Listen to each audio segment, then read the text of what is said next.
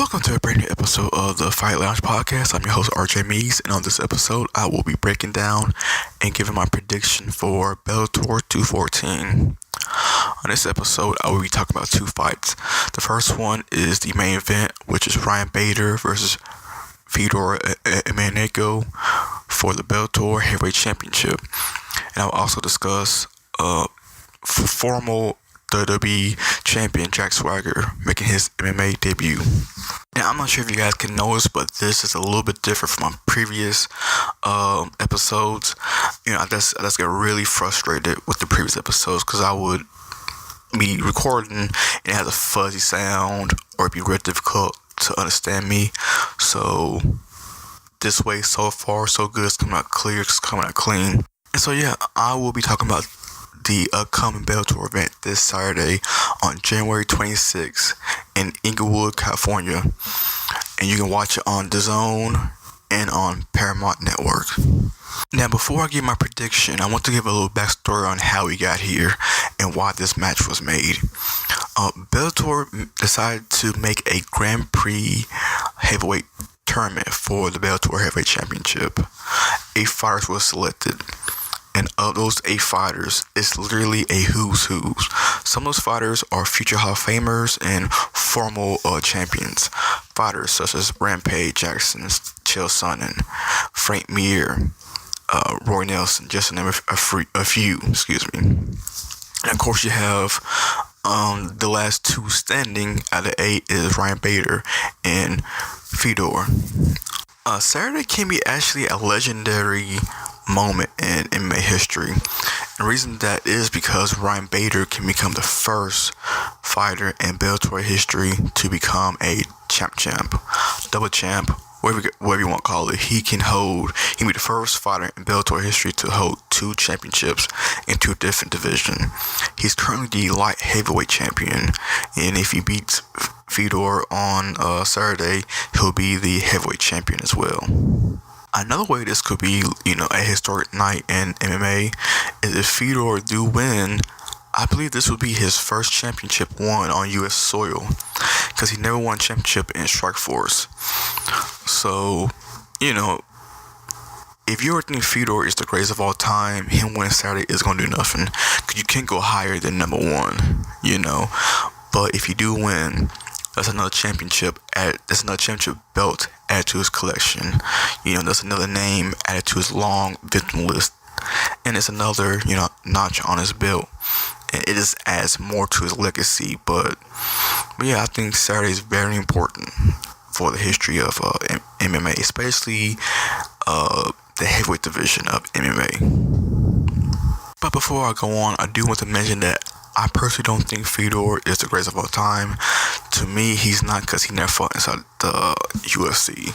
And that is literally the best of the best fight, If you fight and then leave, that's fine, but you at least have to fight there. Another thing, that a lot of people don't bring up is between 2009 and 2011, Fedor went on a 3-fight losing streak that included Bigfoot Silva, Darren Henderson, and former UFC heavyweight champion Verdun. People don't like bringing that up. It kind of hurts them, and it does. Like, you can be the GOAT and lose 3 fights straight in a row, all by knockout. Which, let me add, it's knockout or submission. But either way, it's still losses. But you can take a loss and still be the GOAT. Look at GSP. But nah, but that's my personal opinion on Fedor. He's top 5, top 3. He's definitely, top 5, top 3 heavyweights of all time, greatest of all time, period.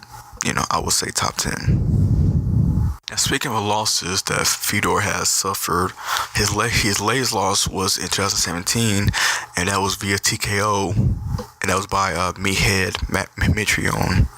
But since that loss, Fedor has been on a 2-fight winning streak. He beat Frank Mir and Chael Sonnen in the Grand Prix heavyweight tournament.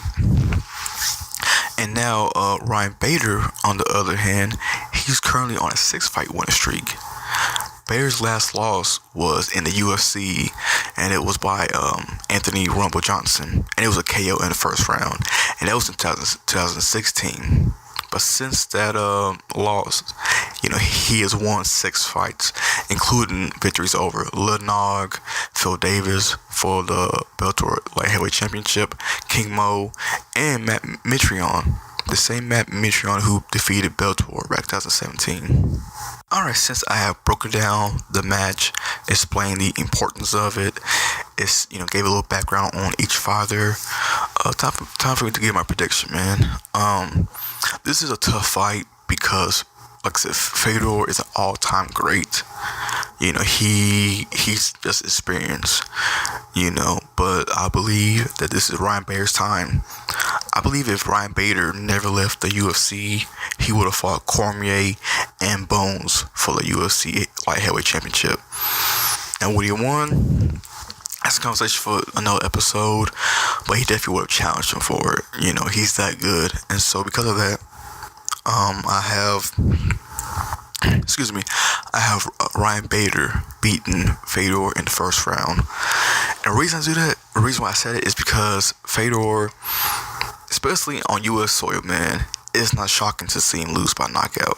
It's just not, Like I said, even in his 3-fight losing streak, I believe that was in Strikeforce, but it was still like in Cali and stuff like that. So it was on U.S. soil, and so he's been knocked out before, and I think he's gonna get knocked out again. I think Ryan Bader is just a better fighter. I really do. I think if, like I said, I won't say he would have been champion, but he would have been a contender at the UFC light heavyweight division. Like, there's no question. And that's what the cream of the crop is. That's what the best collection of talent is. And so, yeah, I would have to go with Ryan Bader. First round TKO. Bader, he dropped King Mo and got on top of him, and it was hitting him, which resulted in TKO. So his stand-up, is you can't sleep on it.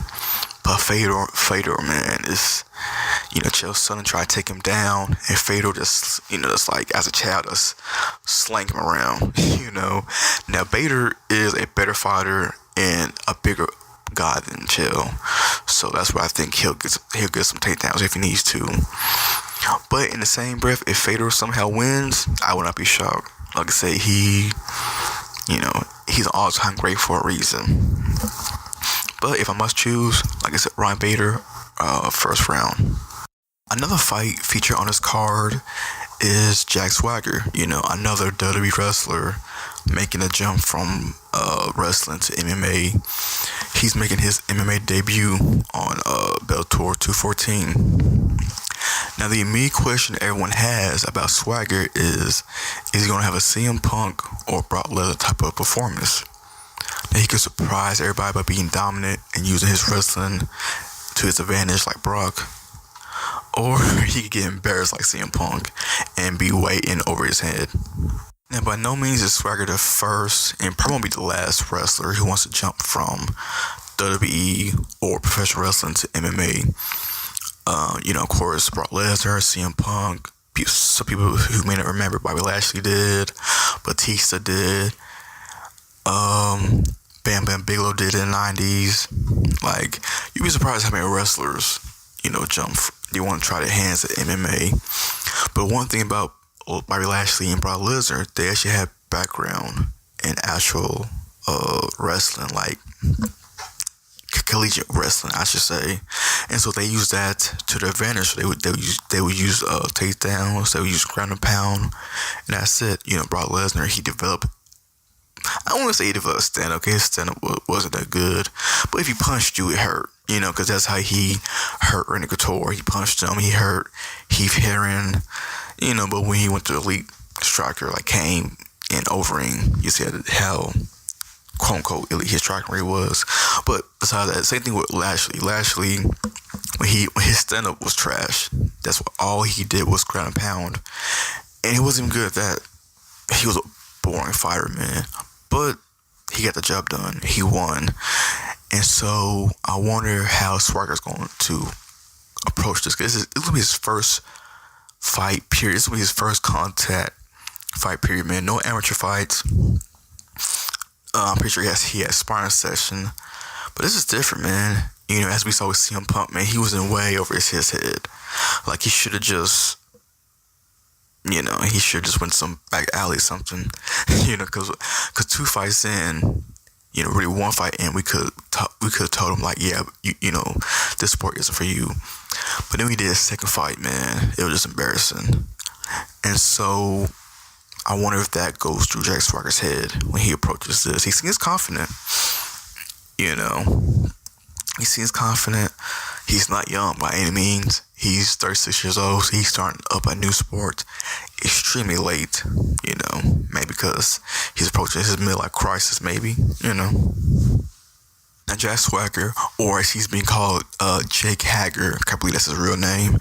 I think WWE owns Jack Swagger.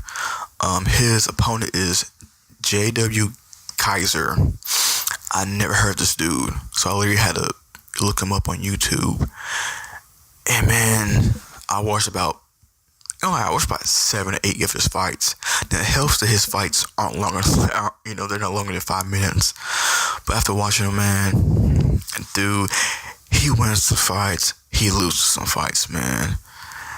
You know, and the fights he did win, I wasn't impressed at all. The dude, he's like, Saturday, he will be 41 years old, man. Now, if I gotta give him credit, the dude, all he throws is haymakers. He has no technique. He throws haymakers. He's tough, you know, because to throw haymakers got to receive some as well. So he's tough. He's had plenty of experience, man. He has plenty of fights. I think once he was like 13 and 11 of amateur fights. I don't know how true it is, but like I said, I watched 8. And out of those 8 fights, I think he was like 4-4, 5-3, or something like that. Like, it wasn't very impressive.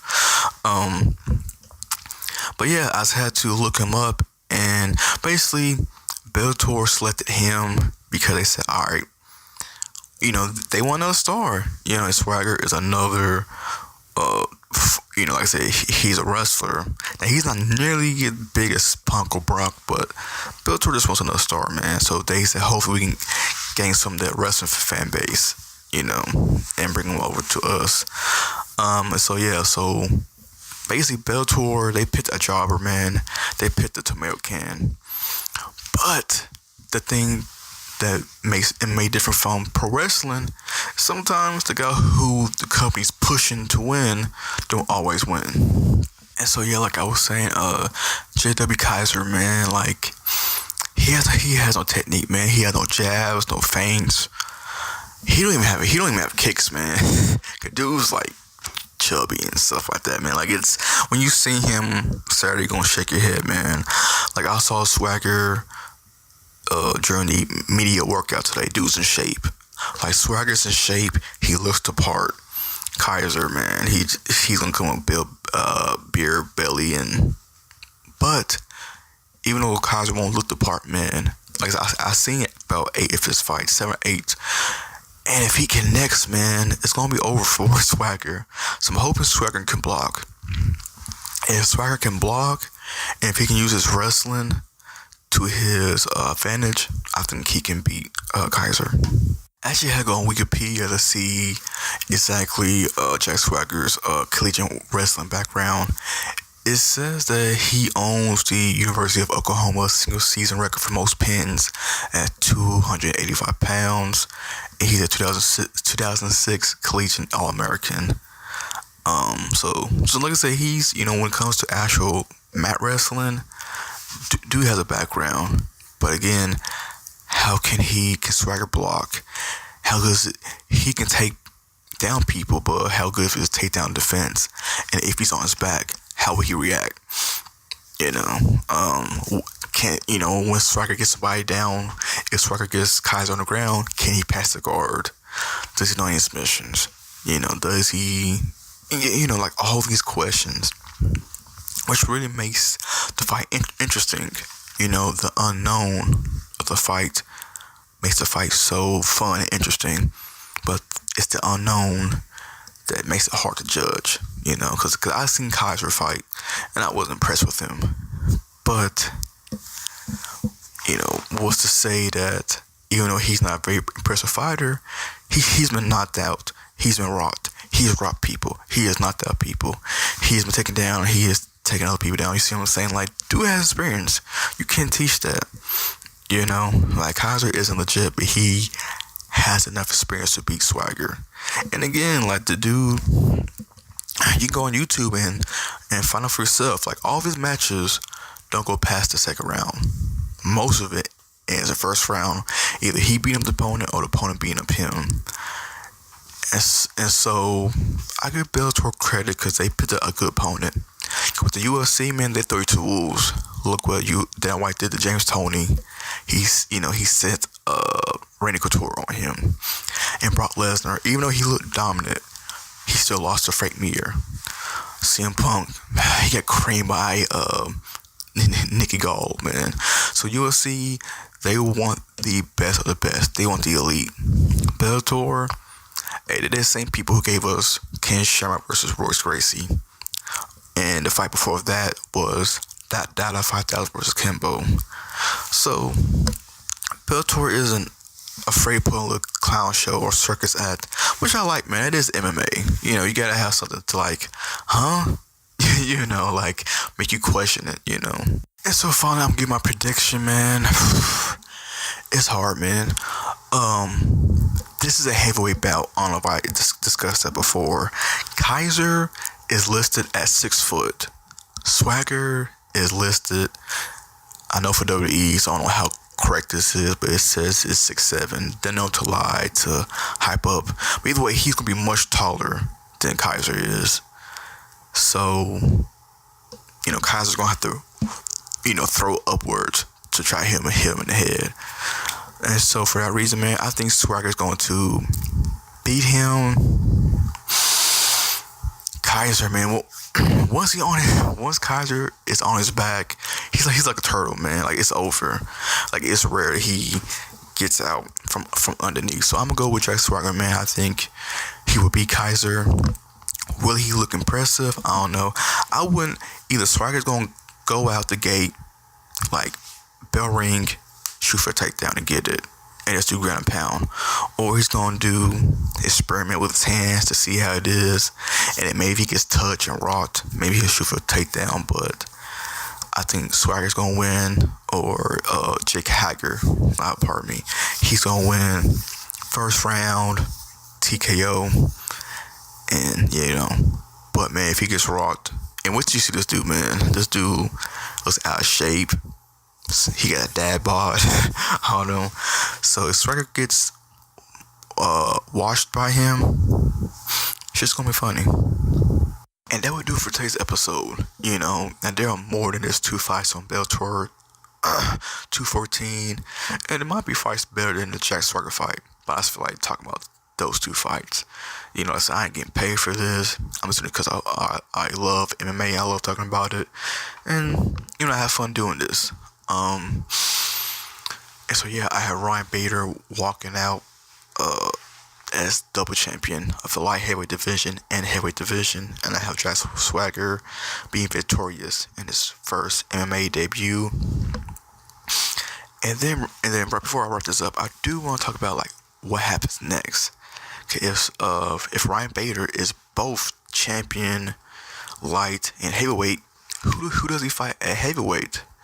Because if you look at the tournament, like, is any of those 7 people who, you know, like Fedor, if it ends in a controversial or a draw or a close fight, maybe, but like, who has a rightful claim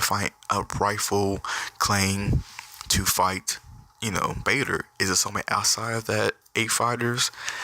You know, would they have another quote-unquote tournament for the number 1 contender match?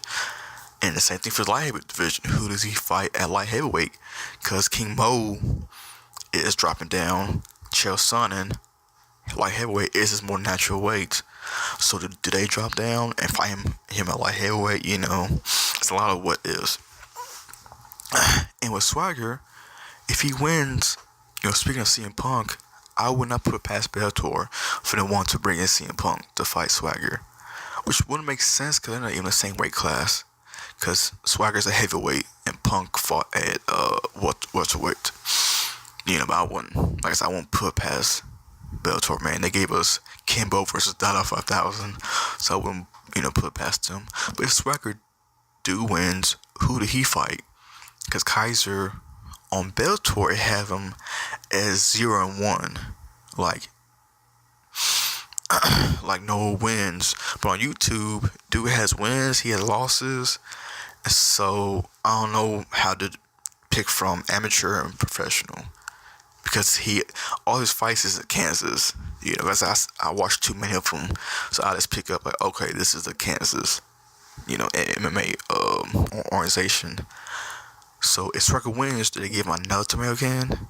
Did they give him a guy who's 1-2 and 1-3? I don't know. So, but yeah, I think Saturday's gonna be a fun event, exciting event, and historic event for main reasons. So that would do it. And before I get off here, like I said, subscribe to us on YouTube. It's Fight Lounge. And IG is Fight Lounge, and on Twitter is Fight Lounge. Just search us, because it's spelled different ways on each social media platform. And on our YouTube, I try to post daily content on the YouTube channel as well as our IG. So yeah, that's Fight Lounge on YouTube, Fight Lounge on IG, Fight Lounge on Twitter.